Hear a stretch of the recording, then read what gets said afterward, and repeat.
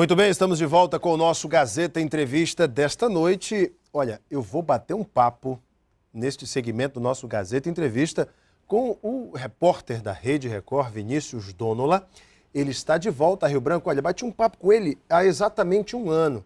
Nossa entrevista foi ao ar no dia 14 de dezembro de 2012.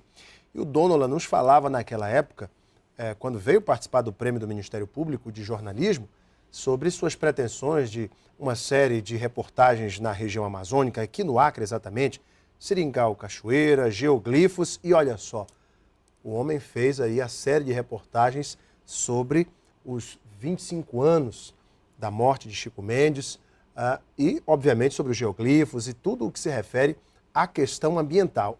E está lançando o seu livro, o livro Histórias do Pequeno CO2, ilustrado por nada mais, nada menos do que Ziraldo. O lançamento é amanhã, aqui em Rio Branco, dentro desta semana, Chico Mendes. Aliás, o Donola, ele é apaixonado por essa questão ambiental, por reportagens na área, dentro da floresta. Deixa ele falar um pouquinho das experiências dele, né? Boa noite, Donola. Obrigado por me receber de novo aqui. Prazer muito imenso. obrigado, muito obrigado. Falei que ia fazer aquele monte de matéria, lembra? Você falou exatamente isso. Falei aqui. E aqui no nosso programa, que obviamente nos dá essa honra. Agora, Donola, mais uma etapa da sua prestigiada, prestigiosa e premiada carreira, né? O Donola é um dos repórteres mais premiados do Brasil. Coitadinho de mim. A minha equipe, eu só sou uma pecinha da equipe. Você sempre fala isso, ele falou exatamente isso. Agora, eu queria que a gente falasse exatamente dessas reportagens. A tua reportagem sobre a última fronteira com os Achaninca foi muito comentada, nós mesmos assistimos, e essa imersão do repórter que as pessoas acabam observando, o telespectador, poxa, mas ele realmente penetrou na cultura, nos modos, enfim, daquele povo para poder relatar o que ele viveu e com conhecimento de causa. Me fala um pouco disso, Donola. Eu costumo dizer que a parte mais legal da matéria é aquela que não vai pro ar. O que nos dá uma sensação como jornalistas de televisão de uma profunda incompetência ou uma fragilidade da ferramenta em si. Porque o que a gente vive como homem, como ser humano, como cidadão, é muito intenso. A imersão numa comunidade como a comunidade Achaninca, ali perto da fronteira com o Peru, como relatar isso em 6 minutos? Ou 15 minutos, como foi a reportagem que a gente levou ao ar no Jornal da Record? Isso muda a vida, isso muda o olhar. Porque ali você aprende que você consegue ser feliz com menos. Menos é mais. Então, a experiência de vida como homem, que se subtrai ou que se extrai de uma imersão como essa é muito profunda. Uma das questões que também chama a atenção na tua reportagem é que você fala, homens de quase 1,90 m de altura, índios que vestem túnicas, caem por terra alguns estereótipos dos indígenas também. Isso que é legal. O legal é quebrar paradigmas, né? Você quebrar o lugar comum, você mostrar que é diferente e que é organizado. E que pode-se ser feliz daquele jeito, daquela maneira. Naquela reportagem eu percebi a tua relação com o Francisco Pianco, com o Benck Pianco. Como é que foi aquilo? Já sou um pouco da família Pianco, né? Porque depois daquela reportagem, por coincidências 1000, a gente acaba se encontrando em Brasília ou no Rio de Janeiro. E logo depois daquilo eu tive a ideia de escrever esse livro aqui, que não é o meu livro, é o nosso livro. É o livro que não mais me pertence e eu vou explicar por quê. Por favor, permita-me mostrar aqui.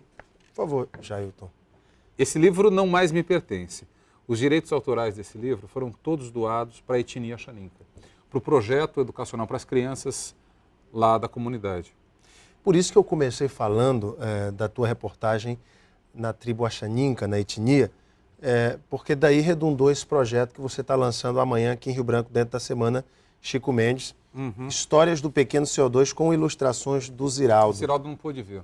Pois é, que Ziraldo, pena, gente. Ele teve um problema de saúde brabo ali fora, um sustão na Alemanha.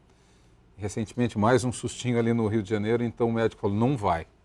Mas ele gravou uma mensagem, a gente vai exibir a mensagem, E o Ziraldo conhece todas as capitais do Brasil, com exceção de Rio Branco. Aí eu falei, você promete que você vai? Ele falou, não, a promessa eu já fiz, eu vou. Então ele prometeu que vem e virá. Olha, o livro é uma delícia de ver só com os olhos, as castanheiras, as araras. Eu posso falar um pouquinho da história do livro? Por favor. Eu não vou falar do fim, porque senão ninguém compra. Por favor. Conta um pouquinho desse enredo, das histórias do Pequeno CO2. Da primeira vez que eu vim, que a gente conversou aqui, eu fui para Chapuri. Lembra que eu te falei que eu fui para Chapuri? Na volta eu vi muita pastagem e muita castanheira isolada no meio da pastagem. Algumas com marcas de queimadas. Muitas. E em conversa informal com o governador, eu falei, governador, me impressionou muito porque a escultura natural de uma castanheira, até a queimada, é algo admirável. E o governador falou, sabe que aquela castanheira que está sozinha na pastagem, ela não mais produz frutos? Aí, as antenas parabólicas do jornalista, peraí, que história é essa? Eu comecei a pesquisar. De fato, a castanheira, como ela está aqui, na pastagem, quando ela não tem as árvores ao redor, ela deixa de produzir frutos, porque o único inseto que a poliniza voa baixinho, e a castanheira é muito alta. E a mangangá precisa das copas das outras árvores para chegar à copa da castanheira. É aquele equilíbrio delicadíssimo e belíssimo da natureza. E eu falei, pô, pera um pouquinho, tem história aí. E daí surgiu o Pequeno CO2. Não vou contar mais, porque... mas aí todo mundo está perguntando, quem é o Pequeno CO2? O Pequeno CO2 é um menino molécula. É um menino molécula que vive na casca de uma castanheira e que ele tem uma paura, ele tem um medão de ser transformado em fumaça. E ser mandado para uma prisão de CO2, Alan, que é tão grossa que está deixando o nosso planeta mais quente. Ou seja, dentro dessa história a gente está falando de emissão de CO2. De efeito estufa. De efeito estufa. Muito bem. Eu me lembro que eu tinha te perguntado sobre a reportagem que você ainda não tinha feito e o que você gostaria de fazer. Você fez um sobrevoo e você falava dos geoglifos, que você achava absolutamente fantástico. E essa tua reportagem saiu. Como é que foi essa experiência para você? Da série ou só dos geoglifos? Dos geoglifos e, obviamente, da série depois. A série do Acre, A Última Fronteira, foi muito reveladora para mim. Vou falar da minha impressão pessoal. Os geoglifos são estruturas monumentais, desconhecidas, para as quais a gente tem que dar muita atenção. Porque com o passar do tempo, aquele patrimônio, aquela relíquia se desfaz. E do alto, porque ela de baixo você vê um sulco, ok. Mas do alto você vê as formas. São formas. Não foi feito por acaso. Quem fez com conhecimento de causa. Muitos comparam com as linhas de Nazca, no Peru. Com a diferença que essas são sulcos e ali você tem morrinhos, né, em Nazca. Então foi muito interessante ver do alto, né, e sobrevoar a copa das castanheiras, né, de balão, bem baixinho. Então foi uma experiência incrível. Voar sobre o tapete verde da Amazônia, quem consegue, quem pode? Né? Quem dorme com esse barulho quieto para o resto da vida, com aquela imagem? É muito revelador. Né? E quando falavam para mim, olha aqui, quem bebe a água do Rio Acre, faz cascata. Bebi. Bebeu da água do Rio Acre. Bebi, é verdade. Quando um jornalista ele se dispõe a realizar alguns projetos, nós falávamos ainda há pouco da imersão no tempo e no espaço originais. Lá no Cachoeira. No Cachoeira. E você quebra vários paradigmas. Sim. Que paradigmas do Dôndola foram quebrados? Eu fiz essa imersão com o professor Marcos Afonso, lá da Biblioteca da Floresta, onde o livro será lançado nesta quarta-feira. E é muito interessante, porque você está falando de dois conceitos completamente diferentes lá dentro do Seringal, que são os conceitos de tempo e espaço. O tempo é diferente, o tempo escorre de uma forma diferente, e o espaço é diferente. A relação com o espaço, ela se dá de uma forma diferente. Você vive do espaço, ou você é o espaço. É um papo meio filosófico, meio cabeça, mas é verdade. E lá dentro você percebe que existem outras formas de se viver o tempo e o espaço que precisam ser respeitadas. Os índios vivem de outra forma, as comunidades indígenas vivem assim, os caboclos vivem, os ribeirinhos vivem, porque a nossa forma de enxergar o tempo e o espaço da cidade é que tem que prevalecer. Então é uma lição de baixa a sua bola de respeito, de humildade. De humildade. É muito legal. Alguns dos paradigmas. O Dónola, além de jornalista premiado, como você já percebeu, ele tem esse outro viés, que é o de escritor. Ou é um hobby que você acabou transformando também parte do teu perfil? O hobby é aquilo que dá prazer. Se escrever dá prazer, então também é um hobby. Mas, sei lá, como canceriano que sou, e como tenho esse defeito incorrigível de me envolver com as pessoas que reporto, ou com as situações, ou cidades, acho que a gente tem que deixar uma contribuição a mais, sabe? Acho que a gente tem que deixar um legado. Acho que a gente tem que falar para as crianças de uma forma diferenciada, e o livro serve para isso. O teu livro vai ser distribuído em escolas, ou você pretende, obviamente que doando toda a arrecadação dos direitos para a tribo Axaninca, mas você pretende fazer que tipo de distribuição do teu livro? Hoje esse é um patrimônio da comunidade Axaninca. A gente está orientando a comunidade Axaninca a entrar em contato com instituições públicas e privadas de ensino, Ministério da Educação, secretarias estaduais e municipais de educação, para que este livro seja adotado nas redes de ensino, privada e pública. Esse livro não será vendido em livraria. Esse livro ele é feito para ensino, um livro paradidático. Agora, as diretrizes, quem vai fazer, como isso será feito, isso é do povo Axaninca. Você deixou que eles são os donos. Eles são os donos. E é todo feito em papel reciclado. Sim.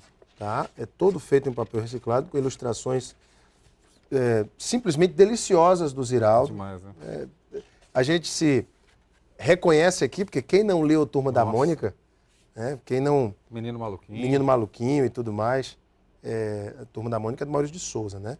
Estou aqui fazendo um comentário. Mas é outro também mas que... porque você acaba olhando e tem os traços muito parecidos do Maurício, do Ziraldo, e o Menino Maluquinho principalmente, porque são ilustrações que mostram um pouco desse nosso aspecto da infância, né? E a gente acaba se reconhecendo. O CO2, ele é um menino maluquinho abstrato.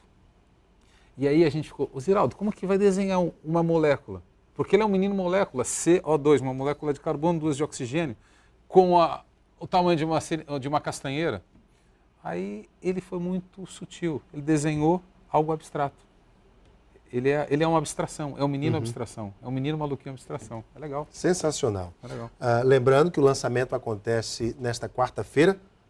Horário? Sim, 18 horas. 18 horas. 18 horas, todos são convidados. Na Biblioteca da Floresta. Com muita honra. Mais um volume para a nossa amada biblioteca. Já estou falando nossa, tá vendo? Você já virou a tal da água. Bebeu água do Rio Acre, vai voltar. Gente, Vinícius Dónola é repórter da Rede Record, premiadíssimo. A série de reportagens que nós nos referimos aqui, A Última Fronteira, está também disponível no R7, no YouTube. Você pode também rever essa entrevista pelo portal agazeta.net ou na página do Vinícius Dónola também, né, Vinícius? Tenho lá minha pagininha. Vou colocar lá a nossa entrevista. Opa, já vi que você colocou a anterior lá. Mas eu acho mó barato. Eu te agradeço muito, sabe? Porque, como eu te falei, o lado mais saboroso do que se grava na rua é o que se conta fora. Então aqui eu tenho a oportunidade de dividir, de falar um pouquinho e acho uma honra. Muito obrigado. Eu que agradeço, gente. Tenho o prazer de receber mais uma vez. Amanhã, né? Estarei lá para te prestigiar. Por favor.